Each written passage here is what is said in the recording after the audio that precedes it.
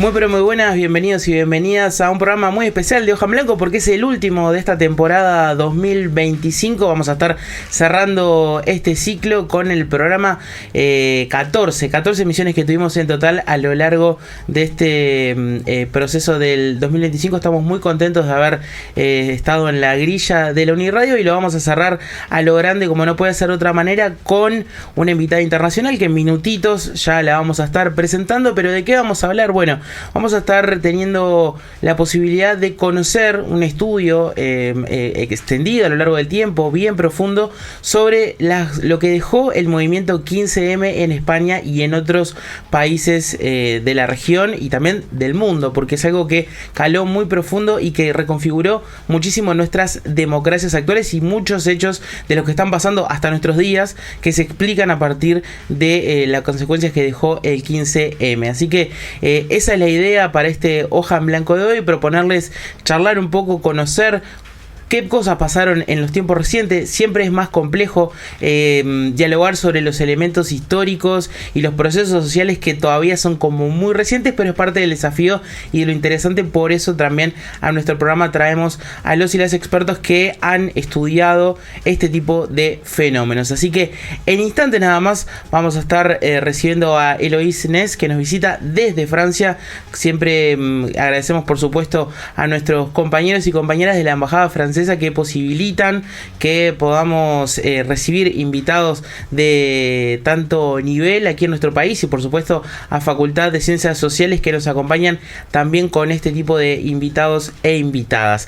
Antes de arrancar, disfrutemos un poquito de la buena música. Obviamente no puede ser de otra manera. Vamos a ir a España. Vetusta Morla, una banda hermosísima que nos ha acompañado en muchos de los programas que hacemos aquí en la Uniradio, también en los selectores. Siempre la estamos eligiendo, así que desde el año 2014, La Deriva.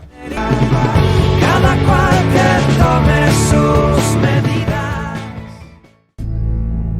Hoja en Blanco, periodismo local. Y como les comentábamos al comienzo, en este Hoja en Blanco vamos a tener la oportunidad de charlar largo y tendido con Eloise Ness, profesora de Sociología en la Universidad París-Cité. Es especializada en investigaciones sobre movilizaciones sociales y participación ciudadana. Viene de lanzar además el libro Democracia Real, el legado del 15M, sobre lo que vamos a estar conversando. Eloise, ¿cómo estás? Bienvenida a Uruguay. Un gustazo tenerte acá. Muchas gracias y muchas gracias por la invitación. Un verdadero privilegio conversar contigo. Contanos un poco para arrancar a tirar de este hilo extenso, ¿no? De ya casi 15 años que es el 15M. Enmarquémoslo en tiempo y espacio para quienes por allí lo siguieron en aquel momento en las noticias, ¿no? Porque obviamente tuvo mucha repercusión desde este lado del mundo también. Pero, bueno, ¿qué fue el 15M en tiempo y espacio?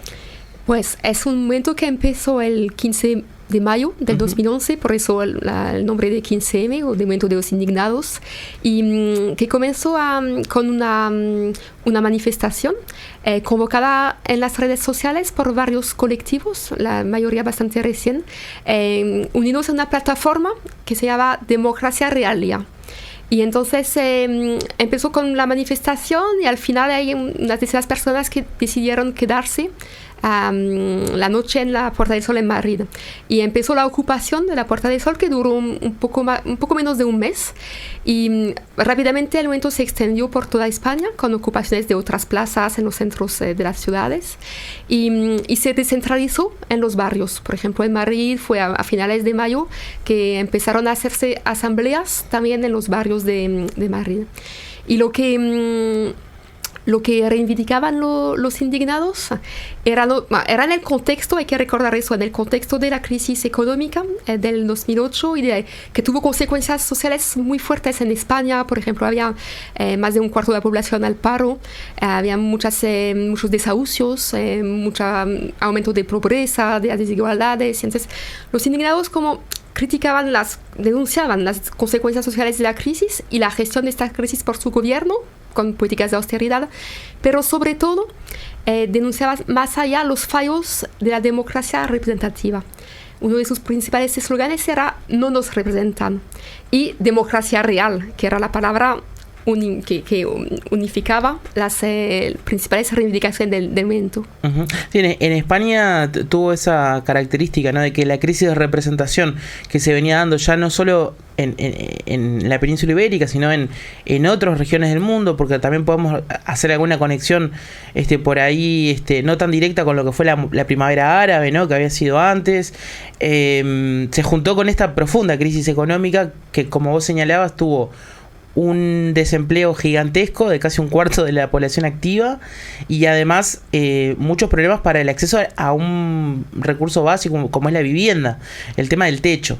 Esos, digamos, podemos decir que fueron como las grandes mechas que se encendieron para que existiera un movimiento organizado pero espontáneo a la vez, como fue el del 15M.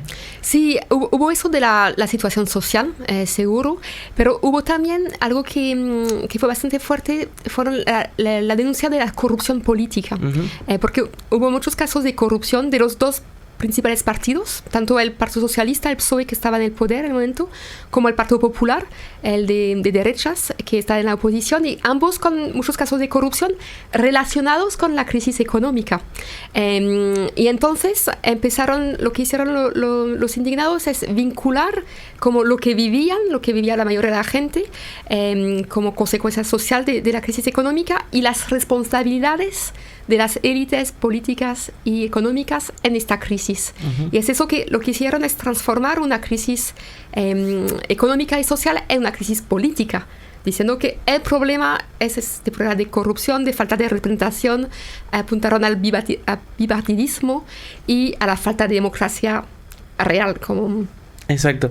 Y esas asambleas que se empezaron a formar, como vos decías, que tuvieron por ahí la manifestación más notoria en el acampe de la Puerta del Sol, también se empezaron a desplegar por distintos rincones del país. ¿Hasta dónde llegó, digamos, esas formas espontáneas de nuevas agrupaciones sociales, ¿no?, que estaban en torno a una consigna que era la de democracia real ya?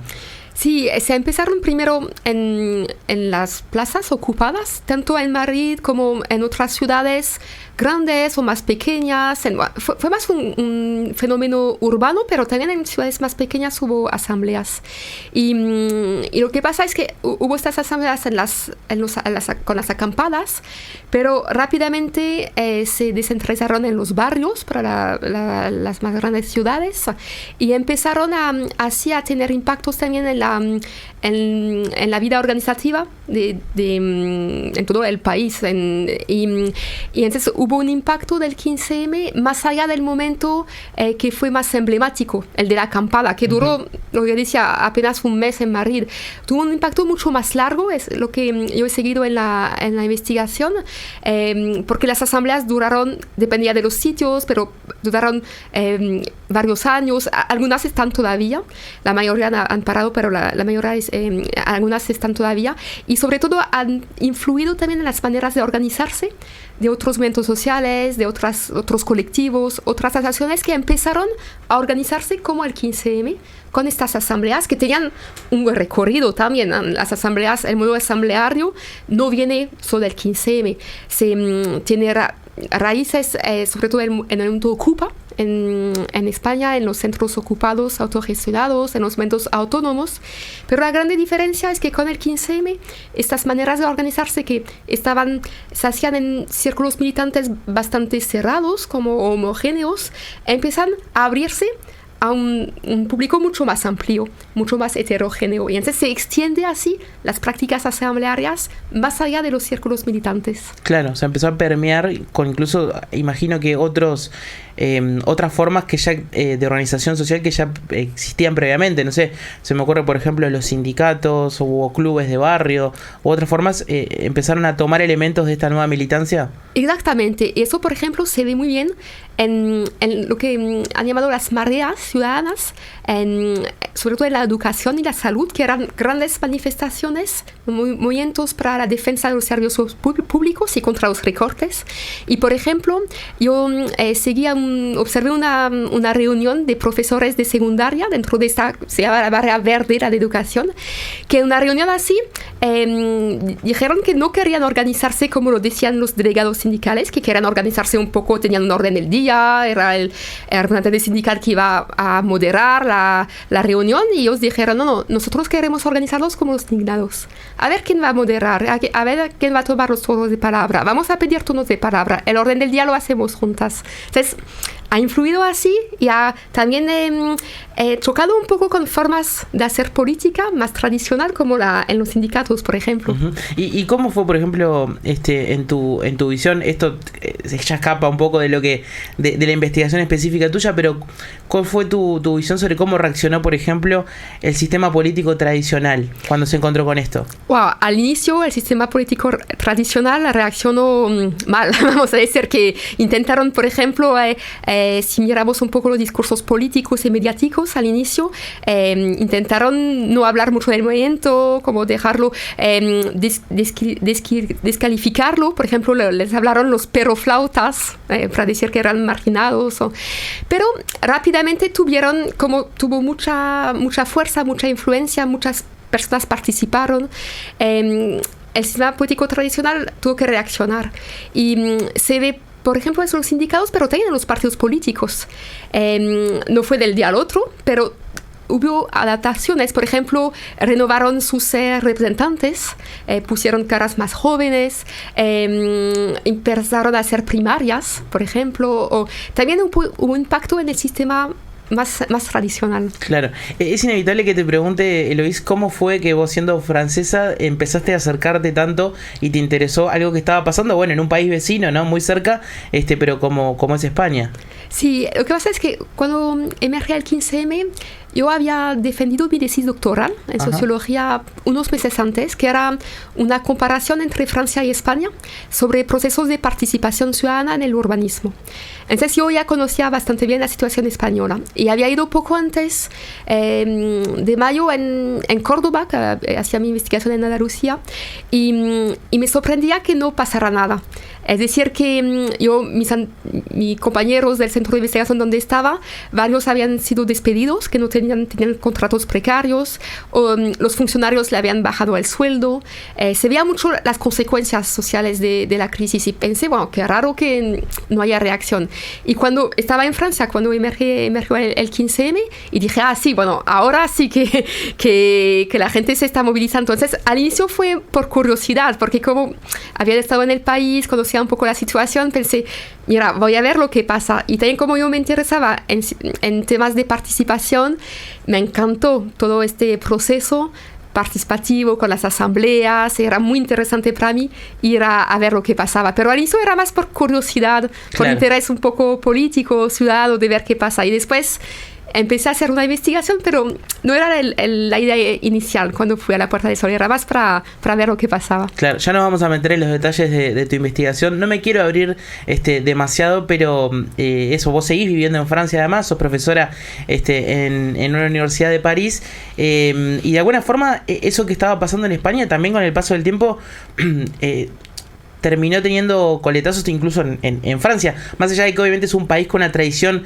enorme, como vos bien lo señalabas, de ser mucho más reactivo, ¿no?, ante las crisis, ante los problemas sociales, sobre todo cuando tocan a la clase trabajadora específicamente, pero después se dio, por ejemplo, todo el movimiento de los chalecos amarillos, y una crisis que sigue hasta nuestros días, con movimientos pocas veces vistos dentro del arco político, por lo menos en los tiempos recientes dentro de Francia. ¿Cómo lo has vivido vos? Sí, en el 2011 hubo un pequeño movimiento de indigné, pero no, yo seguí un poco, pero no había mucha gente. Lo que pasa es que hubo una influencia varios años después. Primero fue en 2016 que hubo el movimiento Nuit Debout, que se parecía mucho al 15M, a los momentos de ocupación de plazas. Hubo una ocupación, bueno, era un poco complicado porque había más represión, pero hubo algo bastante parecido, incluso con indignados españoles que vinieron a Francia, asambleas, bastante cosas parecidas. Y después, emerge en el 2019 el momento de los chalecos amarillos, que es bastante diferente en el perfil de la gente que se moviliza. Mucho más heterogéneo, en el sentido que el 15M era heterogéneo, pero era más gente con bastante estudios. Si miramos las encuestas, mucha gente joven, incluso si había otras edades, y muy urbano. Mientras que los chalecos amarillos es un movimiento que se desarrolla más en las zonas perurbanas y rurales de Francia, con perfiles más populares, son las clases populares y las clases medias, vamos a decir medias bajas, que se van a movilizar, y sobre todo había mucho más heterogeneidad ideológica. Es decir, que el 15M es sobre todo gente progresista que se va a movilizar, incluso si hay algunos menos politizados, algunos conservadores, pero la mayoría que se movilizan son más progresistas.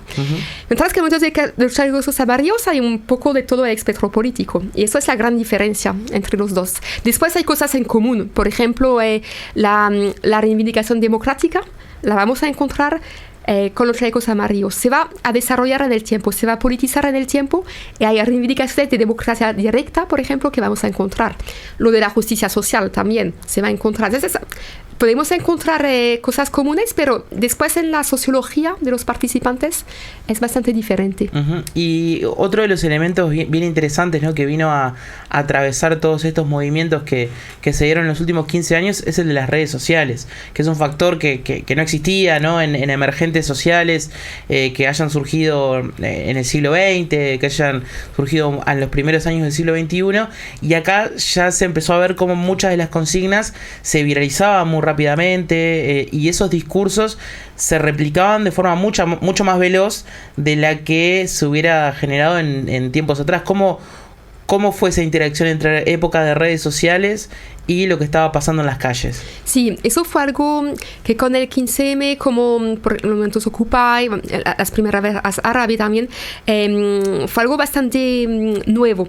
En España ya se usaba bastante las redes sociales. Por ejemplo, hay algunos momentos anteriores, en el momento de, por ejemplo, cuando hubo los atentados en la estación de Atocha, ya la gente empezaba a movilizarse un poco por SMS, era un poco el inicio y con el 15M eso toma mucho más fuerza, lo de convocar por redes sociales, y la primera manifestación se convoca por redes sociales. Eso hace que permite tener una capacidad de convocación muy rápida, y lo interesante es que con el 15M la idea inicial de la primera manifestación no era acampar, era hacer una manifestación. Lo que pasa es que hubo una represión al final de la manifestación y hubo algunos detenidos. Y entonces hay unas decenas de personas que decidieron quedarse. Y cuando les desalojaron, la policía les desalojó el día siguiente, ya con las redes sociales empezó a venir más gente. Y así fue como hubo una capacidad de convocatoria bastante importante para aumentar la participación en directo cuando hubo el desalojo. Y después lo que era interesante es que también en la manera de organizarse había al mismo tiempo un poco un movimiento que se hacía en la plaza, muchas discusiones, asambleas, cosas también más informales en la plaza, y un momento que se desarrollaba también por las redes. Hay gente que se involucró sobre todo en las redes, por ejemplo, también con muchas discusiones, muchas elaboraciones por las redes. Entonces hubo eso de al mismo tiempo desarrollar una movilización online y offline, vamos a decir. Y la idea era que se podía aumentar, reforzar los dos lados. Incluso sí podía haber también conflictos, por ejemplo, que emergían en las redes sociales y que podían afectar las dinámicas después de los grupos en físico. Pero creo que fue algo que ahora está más generalizado, pero en este momento fue bastante nuevo, esta manera de organizarse, de relacionarse. Claro, y ahí, por ejemplo, alguna de las consignas principales con esa viralización que se dio en redes, claro, calaron mucho más rápido, mucho más profundo. Aquello de estamos en manos de políticos y de banqueros, lo llaman democracia y no lo es. como consignas que incluso las recordamos hasta nuestros días, que por ahí no tenemos tan claro cómo sintetizar en pocas palabras movimientos, no sé, que hasta por ahí fueron mucho más masivos o mucho más importantes, de cosas que se dieron tiempos atrás. Y eso lo lograron las redes sociales, ¿no?, que estuvieron presentes en ese momento. Sí. Es verdad que consiguieron también dinamizar así el movimiento y dar como palabras que podían unificar a personas que podían ser diferentes, grupos que podían ser diferentes, alrededor de esta idea de democracia real, esta idea de no nos representan, ahí hubo así una capacidad con estas redes también de imprimir así reivindicaciones o palabras. Un eslogan. Sí, eso. Ahí está. Vos hablabas de esto de cómo también se fue transformando el movimiento ya desde los primeros instantes, cuando iba a ser una convocatoria de una movilización concreta, y por la represión que hubo se terminaron tomando la decisión de quedarse a partir de esas varias jornadas. Es un fenómeno que podemos hablar que es de varios países, esto, o de las democracias modernas, de criminalizar tanto la protesta social, incluso en muchos casos cuando es de forma muy pacífica, ¿no? En los discursos ya nomás aparece por parte de la clase política y de otras instituciones instaladas, es decir, la protesta le está mal vista, la forma en la que aparecen muchos medios de comunicación. ¿Cómo lo ves vos? Sí, eso fue, en lo del 15M fue bastante interesante, porque al inicio hubo eso de criminalización al inicio del momento, y después como se dieron cuenta que eso hacía venir más gente en la plaza, y sobre todo creo que el ministro que era que se encargaba, el ministro del Interior en ese momento, se presentaba para unas elecciones dentro del Partido Socialista. Entonces no quiso tampoco que su nombre fuera demasiado asociado a la represión. Entonces, en un segundo momento hubo menos represión, vamos a decir. Se podía, por ejemplo, había muchas manifestaciones que no estaban autorizadas. Yo me acuerdo de manifestaciones por la noche en la Gran Vía de Madrid, después de una asamblea, y que la policía nos acompañaba. Era un poco... Pero, bueno, eso fue una segunda etapa. Y después lo que hubo es que hubo una tentativa realmente de hacer que no pasara más eso. Y fue cuando se adoptó la ley Mordaza, para la ley de seguridad ciudadana, la palabra oficial, pero la ley Mordaza es como la llama la gente, para impedir, por ejemplo, este tipo de acampadas o de manifestaciones que no estaban previstas, y para reprimir mucho, por ejemplo, con multas a la gente. Y eso hizo que realmente tuvo un impacto sobre las manifestaciones luego. Y sobre más allá la pregunta sobre el aumento de la criminalización, eso lo vi mucho en Francia también. Uh-huh. Que por ejemplo con los chalecos amarillos fue algo impresionante como se aumentó la criminalización de esta protesta, tener con los métodos ecologistas, y eso se puede ver. Habría que ver en cada país si es la misma trayectoria, pero por lo menos en Francia se puede ver realmente un aumento muy fuerte de la represión de los militantes. Claro.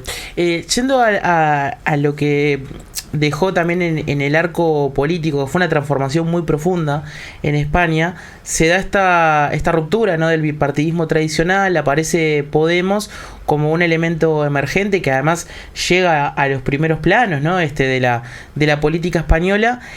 Y hoy en día estamos como en una especie de etapa donde eso parece haberse desintegrado muy rápido, ¿no? Como que los procesos se aceleraron mucho, y ese descreimiento que estaba previo al 15M parece haber resurgido, pero con todo lo que dejó el post-15M. Es como una especie de espiral que se terminó envolviendo a sí misma.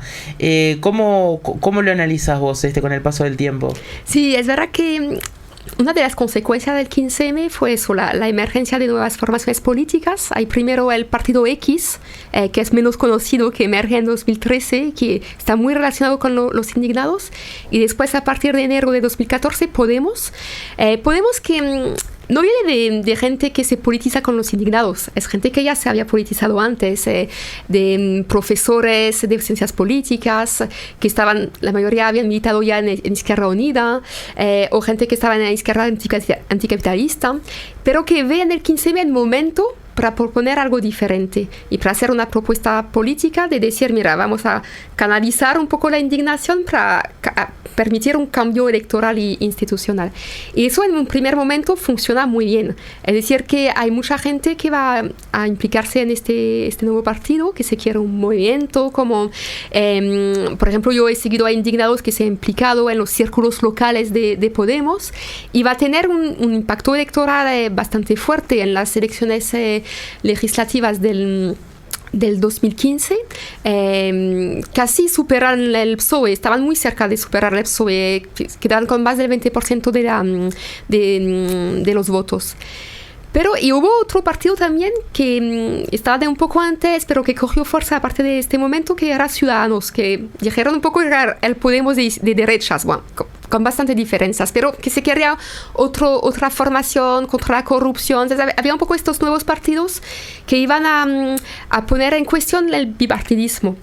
Y lo que pasa es que es verdad, si lo miramos un poco en el tiempo, al inicio realmente hubo un cuestionamiento del bipartidismo, pero no se rompió totalmente esta dinámica. Y al revés, coge un poco más de fuerza a lo largo del tiempo, y al final Ciudadanos se hunde porque se acerca mucho a la derecha en el discurso.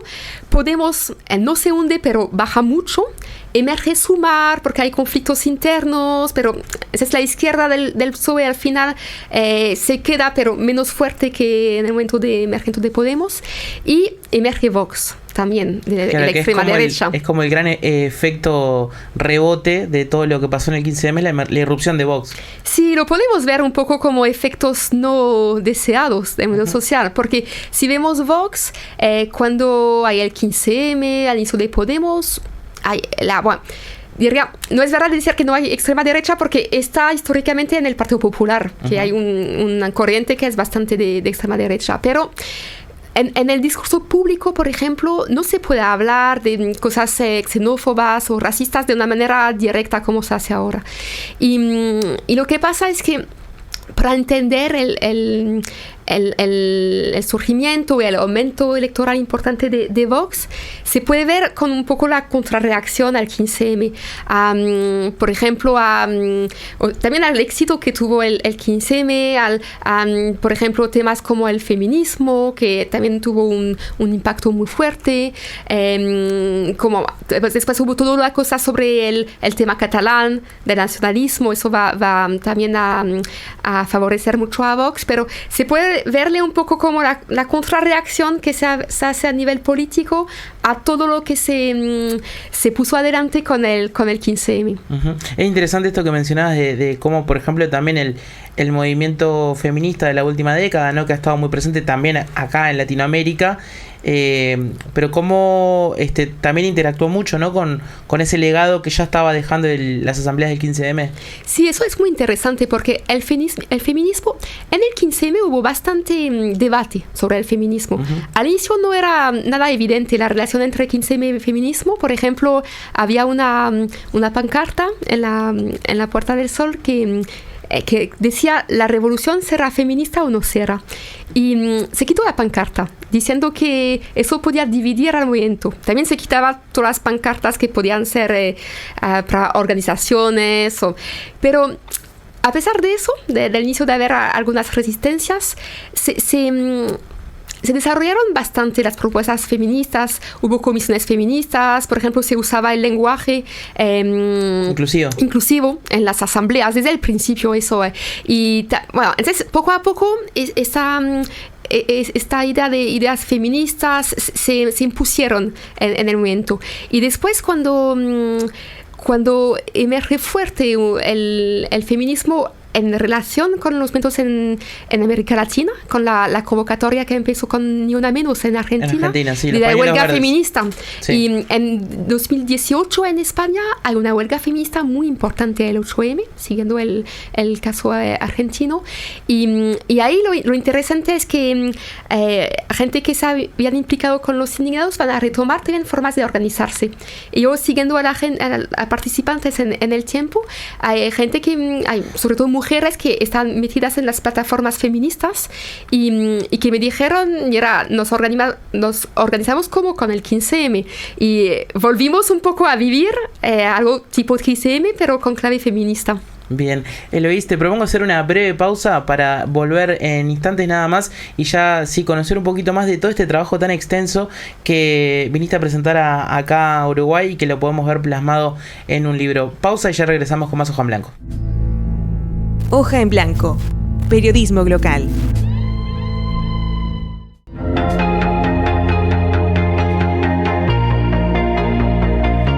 Ahí ya regresamos para continuar conversando con Eloís Ness, que nos visita desde Francia, para ahora sí contar algunos detalles bien específicos sobre lo que ha sido su investigación, sobre el legado que ha dejado el 15M. Contanos qué metodología utilizaste, porque vos empezaste a estudiar en concreto 2 barrios de Madrid, entrevistando a personas que habían formado parte del movimiento 15M desde el principio y les hiciste un seguimiento a largo plazo. Sí, yo empecé con observaciones al inicio. En 2011 y 2012, sobre todo, observé la acampada, las asambleas, observé más de 60 asambleas, también fui a manifestaciones, en actos, y en 2 barrios, en un barrio al sur de Madrid que se llama Carabanchel, barrio popular, y en una ciudad de la periferia de Madrid, también al sur, también en una ciudad bastante popular que se llama Parla.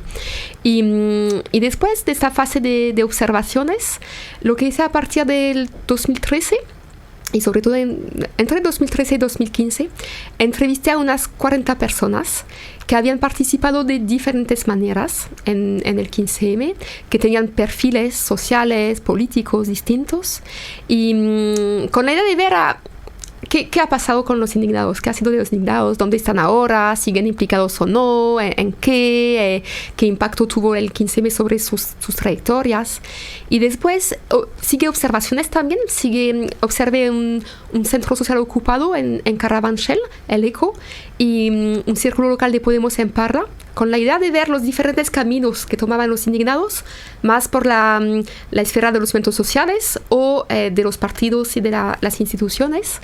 Y después volví a entrevistar la mitad de la gente que había entrevistado alrededor de 2014, vamos a decir, en 2019 y en 2021, para ver las consecuencias a más largo plazo de su implicación en el movimiento. ¿Y cómo podrías describir esas trayectorias? ¿Con qué te encontraste tras la investigación? Sí, lo que emerge fuerte en estas trayectorias es el empoderamiento. Es lo que sale mucho de las primeras entrevistas que hice, la primera ronda de entrevistas, a pesar de las diversidades de las experiencias y los perfiles, era que la gente se había sentido con más capacidad de acción individual, de acción colectiva, sobre todo, para transformar las cosas al participar en el movimiento. Hay gente que utilizaba la palabra empoderamiento porque también la usan los movimientos sociales, por ejemplo, contra los desahucios. Es un eslogan también del 15M que han retomado de la plataforma de afectados por la hipoteca, de sí se puede, Podemos lo retoma después. Pero también gente que no va a usar el concepto de empoderamiento, pero que lo va a explicar diciendo, mira, yo pensaba que no se podía, que estaba desesperada por mi situación, y al final me di cuenta que el problema que encontraba no era un problema individual relacionado a mi responsabilidad, porque mucha gente lo tenía también. Entonces era un problema colectivo. Entonces si es un problema colectivo, podemos tener una acción colectiva y puede haber una respuesta pública. Y eso es la cosa que más salió de esas trayectorias, es estos efectos de empoderamiento de la gente. Sí, está bueno esto que traes porque es uno de los discursos que tanto vemos repetidos en esta idea de meritocracia que nos quieren instalar, de que todo va a depender solamente del esfuerzo personal que vos hagas y que parece que nada está vinculado a las formas de organización política ni tampoco a cómo trabajás de forma grupal, ¿no? con otras personas.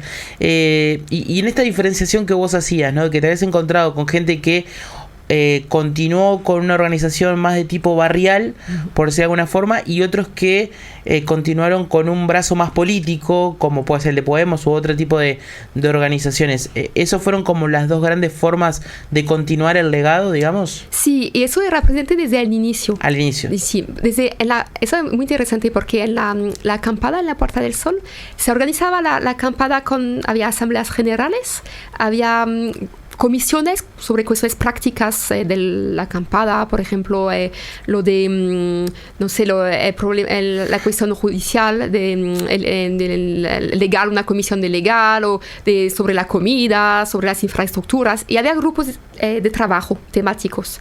Ambiente, economía, y había uno sobre política. Y el grupo de trabajo sobre política, desde casi los primeros días, muy rápidamente se divide en dos: política a corto plazo, política a largo plazo. Y se podría discutir un poco lo del largo o corto plazo, pero la idea es que los de corto plazo, su idea era influir en el sistema político actual. Y rápidamente hicieron propuestas para mejorar el sistema político. Por ejemplo, pidiendo una reforma del sistema electoral, para que haya realmente un sistema realmente proporcional, una democracia más representativa, que implique mecanismos de participación ciudadana, o replantear que la justicia realmente sea independiente, o mecanismos contra la corrupción. Bueno. Y del otro lado, la asamblea del grupo de trabajo a largo plazo decían: no hay nada que hacer con el sistema político actual, electoral, no es por esta vía que vamos a cambiar las cosas.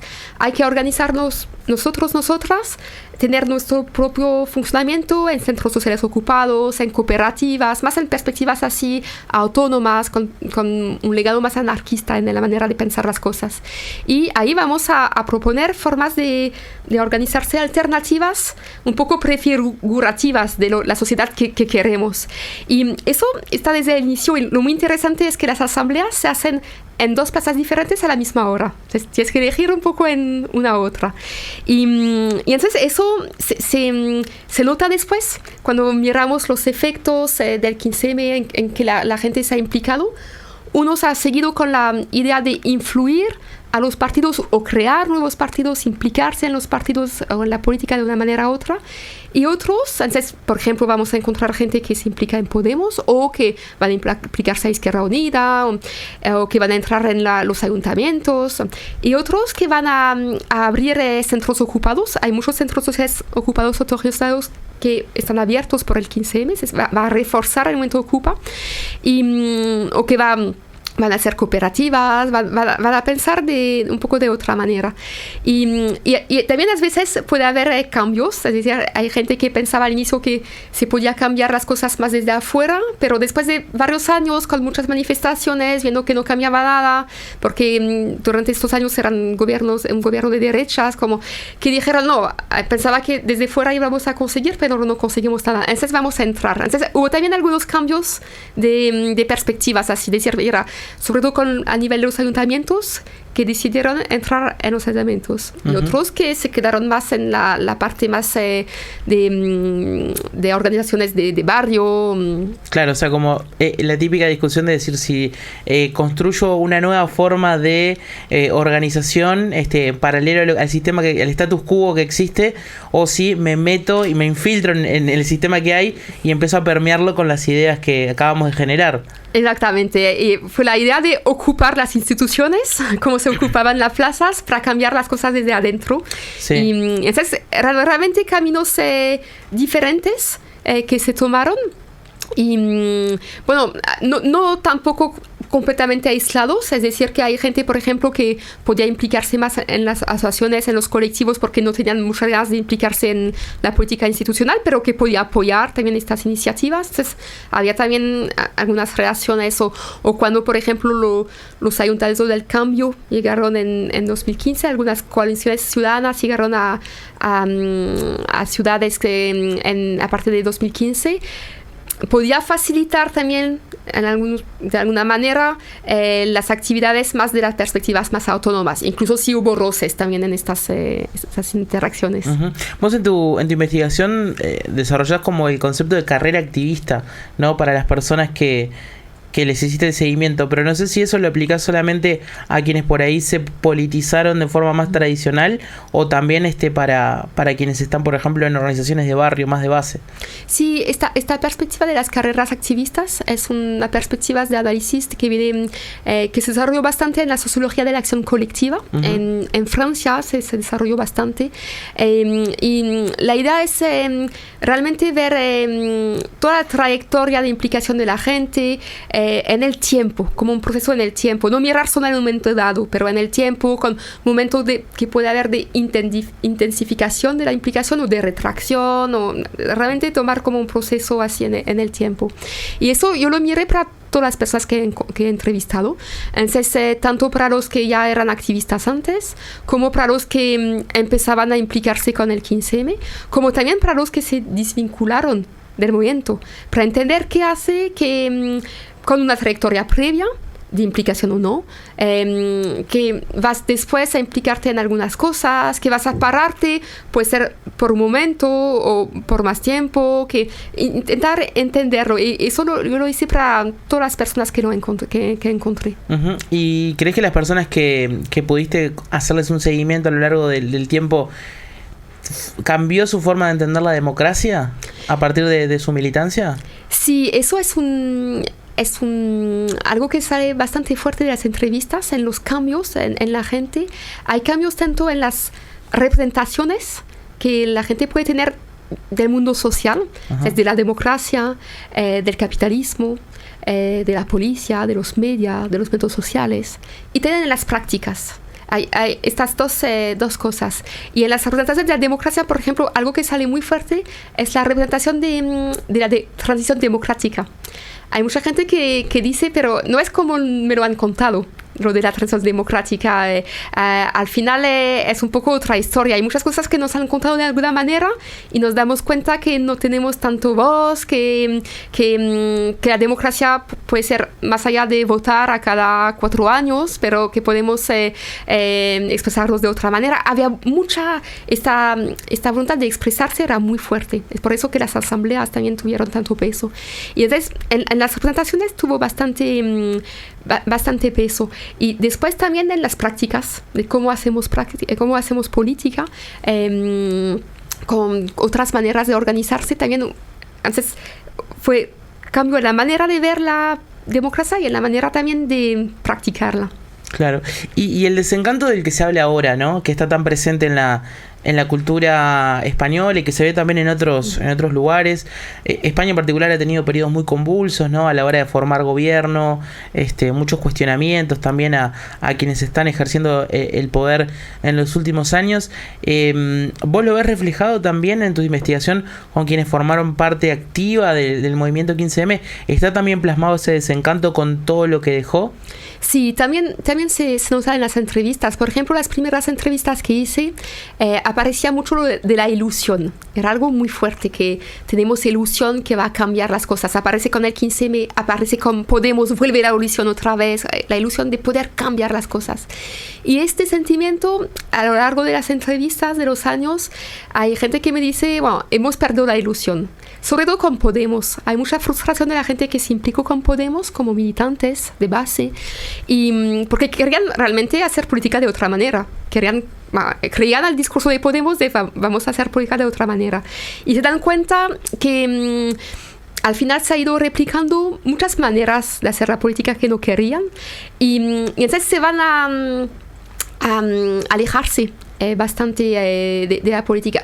La mayoría del tiempo siguen votando a la izquierda, puede ser a Podemos o a partidos cercanos, pero no con tanta ilusión, vamos a decir, con tanta esperanza que se va a poder cambiar las cosas. Entonces, eso se nota bastante. Hay gente que todavía cree que se pueden cambiar cosas, por supuesto, gente que se implica en diferentes colectivos, pero este sentimiento que era realmente muy fuerte de la ilusión que vamos a cambiar las cosas, a medida que las esperanzas en los cambios, sobre todo a nivel de la política institucional, y también con el aumento de la extrema derecha, con el cambio del contexto, los términos del debate público.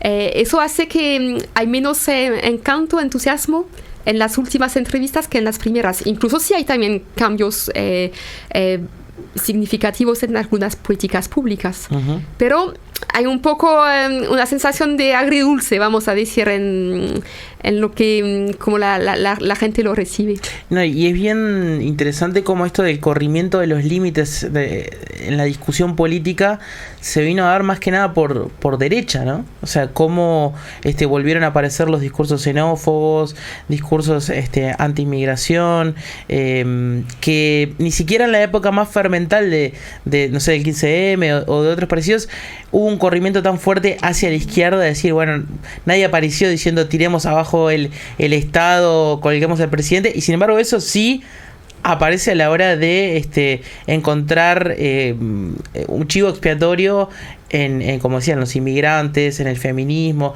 Ahí sí parece que se validó mucho más rápido lo del ataque y los discursos de odio.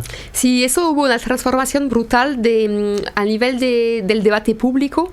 Es verdad que en el momento del 15M, algunos años después, eran realmente estos temas de la justicia social, contra la corrupción, de la democracia, que eran muy, muy fuertes. Y la extrema derecha no podía poner sus temas. Pero observamos un cambio, sobre todo con lo que pasa en Cataluña a partir del 2017, empieza a cambiar y a ir más por nacionalismo, por cosas de inmigración, discursos antifeministas también, y ya empieza a girar. Pero no del todo, porque si miramos, está en disputa, y a lo mejor en comparación en un panorama internacional, España es uno de los países donde gobierna todavía la izquierda. Es muy apretado, hay una lucha, no es nada evidente, pero desde el 2020 hay un gobierno de izquierda y de coalición en España. Entonces, están en disputa estas visiones del mundo, vamos a decir, pero es verdad que hay los discursos de derechas que no se escuchaban en 2011 y los años siguientes, ahora marcan mucho el debate público. Nunca a los cientistas sociales les gusta hacer futurología, pero sí, siempre a quienes han estudiado tanto durante tanto tiempo todo lo que ha pasado, me seduce la idea de preguntarles hacia dónde creen que estamos yendo. Bueno, eso es muy verdad que es siempre la pregunta que no podemos responder. Es más fácil analizar las trayectorias, vamos a decir, con esta perspectiva, que ver qué va a pasar. Entonces, lo seguro es que podemos mirar lo que pasa alrededor. Es verdad que hay un auge de la extrema derecha a nivel mundial. En Europa hay muchos países que están muy tocados por este fenómeno. Y a ver, en las próximas elecciones en España, ¿qué va a pasar? De momento, es verdad que el gobierno de izquierdas tiene bastante buenos resultados sobre, por ejemplo, si miramos sobre empleo, sobre políticas sociales, e incluso si hay todavía problemas bastante fuertes en vivienda, por ejemplo. Pero tienen... Si miramos los resultados en comparación con la situación del 2008, del 2011 y de las políticas que hacía en este momento el Partido Socialista, hay cambios bastante fuertes. Pero eso va a ser suficiente para mantener esta experiencia, este gobierno de izquierdas, porque si no la alternativa es la derecha con la extrema derecha, y es el Partido Popular y Vox, que son muy de derechas. Entonces eso puede ser un cambio muy fuerte a nivel de la política y de la sociedad, como ocurre en otros países. A ver lo que va a pasar. Sí, no, y se me ocurre que en algunas discusiones como bien concretas que vos tiraste arriba de la mesa en esta charla, ¿no? Como por ejemplo el concepto de la justicia social, que parecía que hasta hace un tiempo era algo que no lo discutía, era como un consenso, parte del pacto democrático, si se quiere, de alguna forma, del que todos y todas formamos parte, es decir, creemos en la justicia social. Bueno, eso volvió a estar sobre el tapete, incluso acá en Latinoamérica, es decir, no hay gente que lo discute, no tiene que haber justicia social. Como que esos son algunos de los tal vez pequeños, grandes temas que que se están reconfigurando y que en función de para dónde se decanten esas discusiones es hacia dónde terminaremos caminando en los próximos años, ¿no? Seguro. Es verdad que la justicia social parecía algo evidente, que se impuso con la movilización, pero que era bastante compartido porque era también una especialidad del 15M, además de ser un momento masivo, que había el 80% de la población que decía estar de acuerdo con el momento.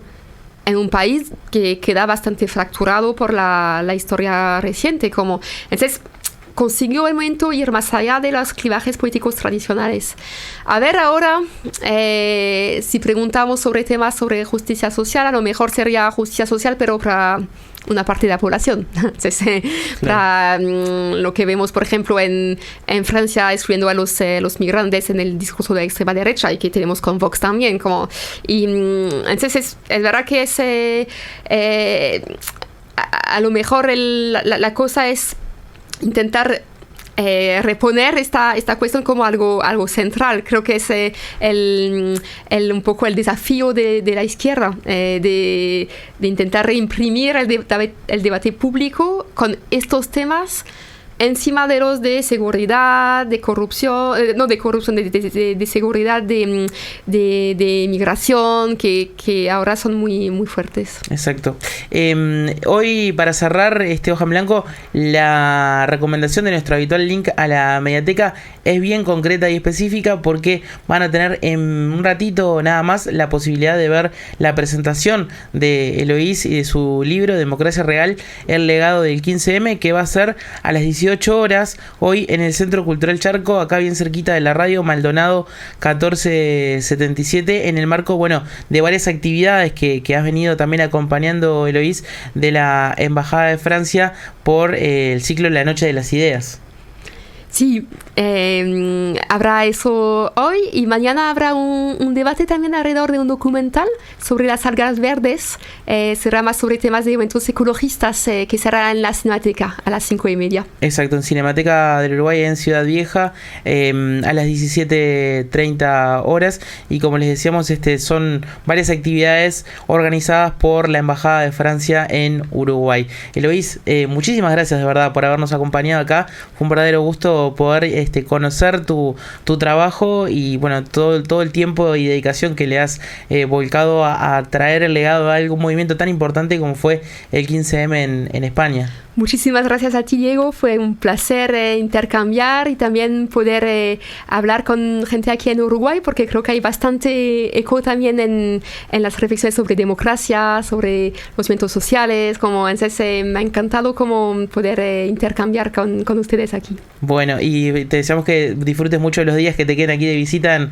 en nuestro país, y como siempre sos bienvenida no solo en Uruguay, sino acá en la Universidad de la República, en nuestra casa, y en la radio en particular. Muchas gracias. Gracias por la acogida. El cierre de Hoja en Blanco es simplemente agradeciendo a la Uniradio, como siempre hacemos, porque es un espacio que tiene que seguir existiendo, que tiene que seguir siendo cada vez más fuerte, con recursos, algo que hemos charlado en programas en específico. No se pueden hacer medios universitarios, plurales, públicos, sin recursos, y eso es algo que vamos a estar reivindicando en cada momento, en cada programa de radio, en cada instante que estemos trabajando aquí en una universidad pública y latinoamericana, como saben que es la UDELAR. Gastón Pepe estuvo en los controles, Nacho Galván en la parte del switcher, y por supuesto a todo el equipo de la Uniradio en redes sociales, a Net en particular con los posteos en las redes. Muchísimas gracias por habernos acompañado en este ciclo periodístico de Hoja en Blanco, que intentó